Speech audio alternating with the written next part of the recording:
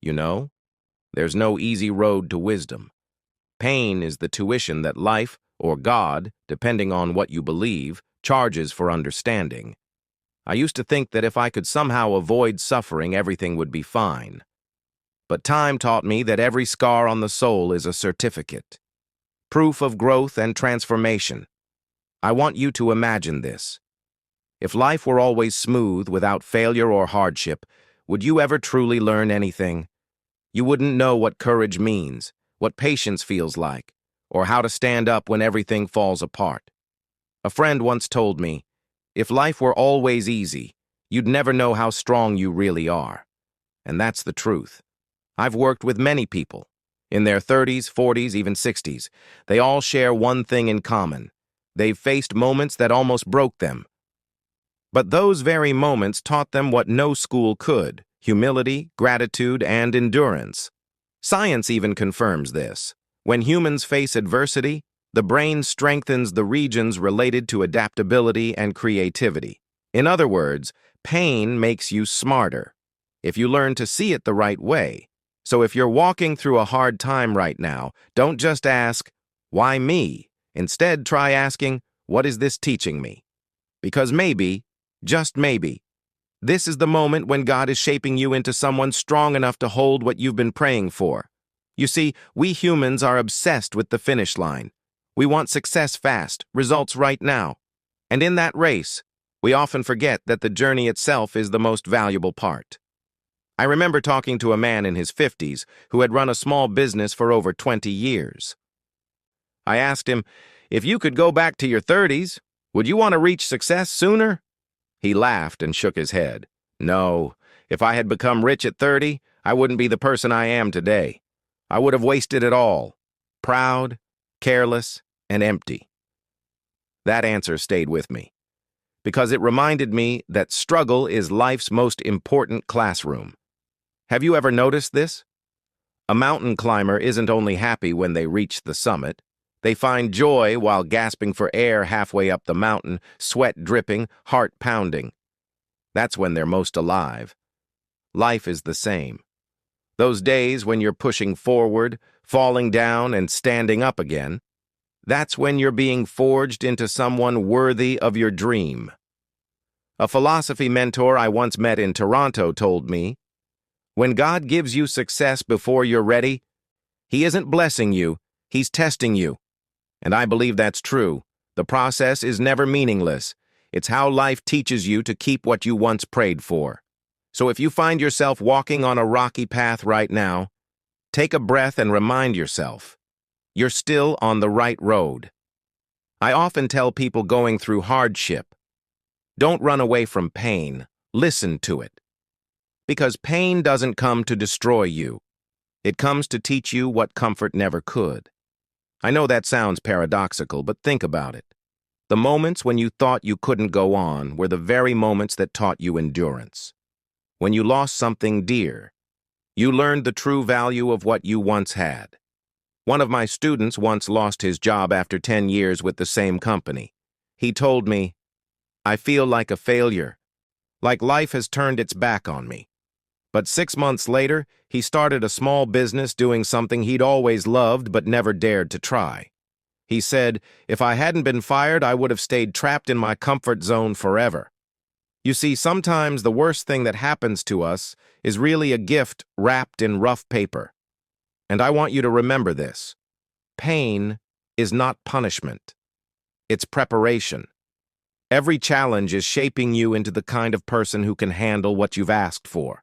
You might not understand it now, but someday, when you look back, you'll smile and say, ah, it had to happen that way. So if you're hurting today, don't pray for the pain to disappear. Pray for the strength to understand its purpose, because sometimes it's through pain that we finally discover who we really are. There's one thing I've realized after years of working with hundreds of people, from successful entrepreneurs to those standing at life's crossroads. Every form of growth begins the moment you take full responsibility for yourself. When you stop blaming your circumstances, other people, or fate, you start reclaiming the power to shape your own life. And that is the first step toward true freedom. A man once told me, The day I stopped blaming my parents, my boss, and the government was the day I finally felt strong. And honestly, that's one of the most profound things I've ever heard. You see, in modern society, we're trained to look outward for reasons, but rarely taught to look inward for answers. Yet that's where all the truth lives. When you have the courage to face yourself, to admit your mistakes, fears, and weaknesses, that's when you gain the power to rewrite your story. As a philosopher, I often tell my students, responsibility is the highest form of self-love. Because when you take responsibility, you're saying, I believe I'm capable of changing my life. Not everyone is ready for that weight, but only when you accept it do you truly grow. So ask yourself this. If everything good in your life is your doing, and everything bad is too, where does that leave you? The answer is simple. It leaves you in full control of your future. There are moments in life when you feel like you're walking alone on a long, cold road.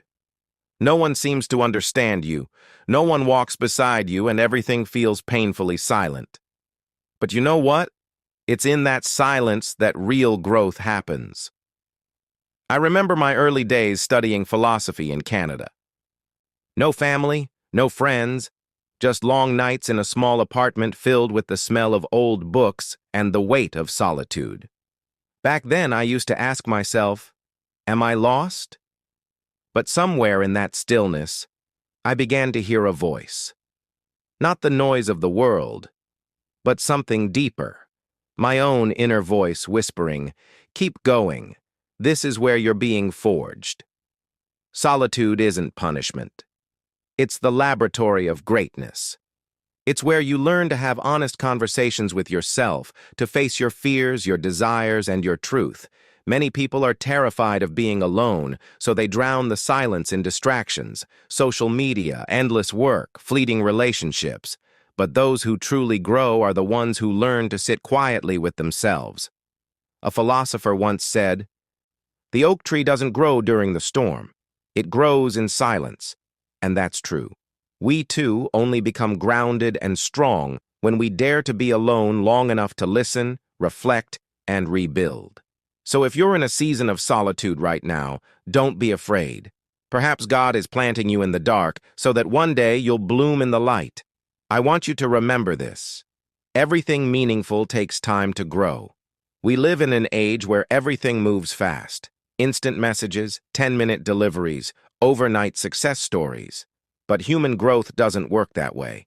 Just like an acorn cannot become an oak tree overnight, we too need rain, sunlight, and sometimes storms to grow deeper roots. I once met a woman in Vancouver who had failed 3 times trying to start her own business. But instead of giving up, she told me, each failure taught me something I didn't know before. Today, her company is thriving, not because she found a shortcut, but because she built it on lessons, not luck. And when I heard her say that, I realized, sometimes slowness itself is a blessing. Have you ever felt frustrated because results haven't shown up yet? I know that feeling well. But remember, just because you don't see progress doesn't mean nothing is happening. Life might be helping you build a stronger foundation before placing your dream on top of it. So instead of asking, when will this end? Try saying, every step I take, even slowly, is making me stronger. Because sometimes, moving slowly is the only way not to break halfway. I know there are moments when you feel like you've done everything right. You've worked hard, sacrificed, and given your best, yet the success you've been waiting for still hasn't arrived. In those moments, it's easy to think life is unfair, or that maybe God has forgotten you. But what if He's not saying no, but rather, not yet? I once worked with a man named Mark from Montreal. He spent 3 years building a startup, and just when things seemed ready to take off, his main investor pulled out. He was devastated. He told me it felt like the end. But 2 years later, Mark came back. Same idea, new team, better strategy, and above all, a stronger mindset. He said to me, if they had invested back then, I would have ruined it all. I wasn't ready to handle success. Success doesn't disappear. It just waits until you're capable of holding it. Think of it like teaching a child to ride a bike. You can't just let them go on the first try. They have to fall, scrape their knees, and learn balance before they can truly ride on their own. Life works the same way. Every fall is just a test of your stability and readiness. So if you're in a season of waiting right now, don't see it as a delay. See it as training. Because when you're truly ready, you'll understand. God was never late. He was making sure you were strong enough to receive what's yours. Patience. It sounds gentle, but it's one of the hardest lessons in life. In this fast-paced world, we've forgotten the art of waiting with faith. I remember teaching a philosophy workshop in Toronto. One young student said to me, "I've been trying for 6 months, but nothing's working. Maybe this path isn't for me." I looked at him and asked, "How long did it take you to learn how to walk?" He blinked. "I don't remember. Maybe a couple of years." I smiled.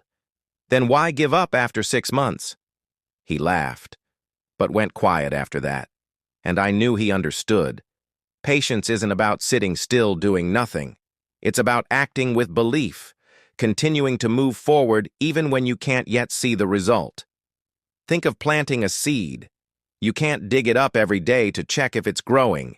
You just trust that beneath the soil, life is quietly taking shape. Many people fear slowing down because they're afraid of falling behind. But in truth, moving fast is what often makes us lost. The wise don't race against time. They move with it, respecting the natural rhythm of their growth. And remember, no true achievement ever comes without patience. Like fine wine, character takes time to mature. So if you're still in the middle of your process, don't worry. You might not see it yet, but life is silently shaping you into someone stronger and more ready than you can imagine. There's one thing I firmly believe. Real strength doesn't come from avoiding pain, but from how we endure and transform it. It sounds simple, but to truly live it, you must learn how to hurt consciously, not letting the pain consume you, but using it as fuel for growth. I once spoke with a man who lost everything during the 2008 financial crisis. His home, his job, his reputation. Everything disappeared within months. But instead of giving up, he started again from nothing. He told me, "I learned that if I still have the strength to wake up in the morning, I still have a chance to change my life." Today, he's rebuilt his career, and more importantly, he's found peace. Because he understood that every loss is really a test, a way to measure how strong your heart has become. If you've ever fallen, failed, or lost something that mattered, I want you to know this. It didn't come to destroy you. It came to shape you into someone deeper, stronger, and truer. Just like gold is purified only in fire, people are refined through hardship, burning away weakness and ego until what remains is pure resilience. So when you find yourself standing in life's fire, don't panic. Maybe that's exactly when God is refining you, turning you into the brightest, most unbreakable version of yourself. There's a sign that shows when your soul has truly matured. It's when you can be grateful even for the things that once hurt you. The young thank life only when it's kind. The wise understand that every hardship is a gift wrapped in a lesson. I remember one autumn afternoon in Ottawa, speaking with a middle-aged woman who had just lost her husband to illness. Her eyes were tired, but her voice was calm. I cried, I got angry, I asked God, "Why me?" But one day I realized, without that loss, I would never have learned how to love myself, or how precious every moment really is. Her words stayed with me. They reminded me that gratitude isn't just a feeling, it's the quiet strength of a soul that has walked through storms and still chooses tenderness. When you practice gratitude, you begin to see life differently. Instead of failure, you see opportunity. Instead of loss, you see space for something new. Psychology studies here in Canada have shown that people who practice gratitude regularly experience higher happiness and emotional resilience, not because life gets easier, but because their hearts become stronger. So wherever you are right now, in success or in heartbreak, take a deep breath and whisper, "Thank you.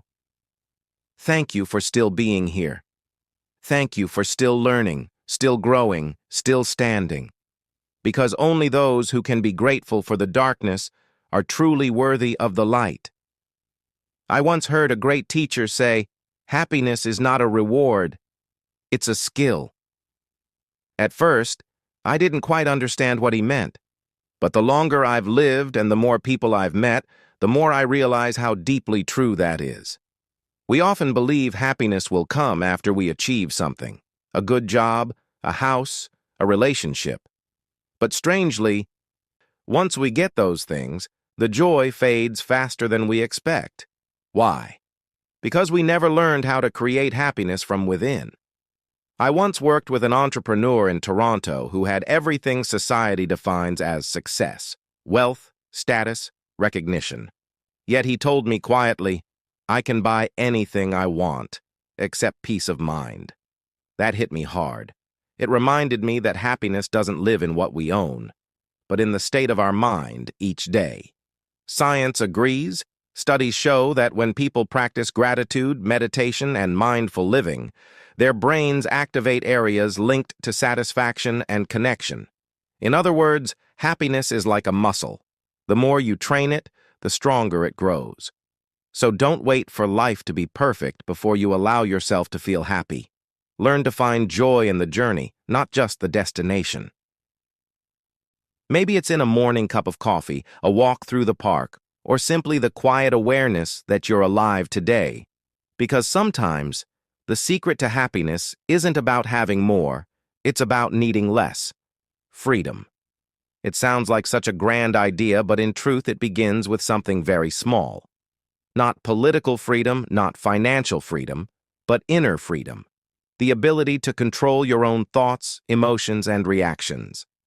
I once met a man in Quebec who had battled alcoholism for nearly 10 years. He told me, "I used to think I drank because I wanted to, until I realized I drank because I had lost control of myself." When he decided to quit, he didn't just give up alcohol. He started learning how to live again. He learned to stay silent instead of exploding, to breathe instead of running away, to accept instead of resisting. And then he said something I'll never forget. "For the first time in my life, I feel free." True freedom isn't about doing whatever you want. It's about to do. It's when fear, desire, or anger no longer rule over you. When someone insults you and you don't respond with rage, but with calm. When you lose something and don't collapse because you understand, if it left, it was never truly yours. As a philosopher, I often tell my students, strength isn't about never getting hurt, it's about not letting pain control you. You can't control the wind, but you can learn to steer your sail. And that's what freedom truly is. So if you're searching for real freedom, don't start with the world outside. Start with the world within you. Because once you master yourself, no one and nothing can ever cage you again.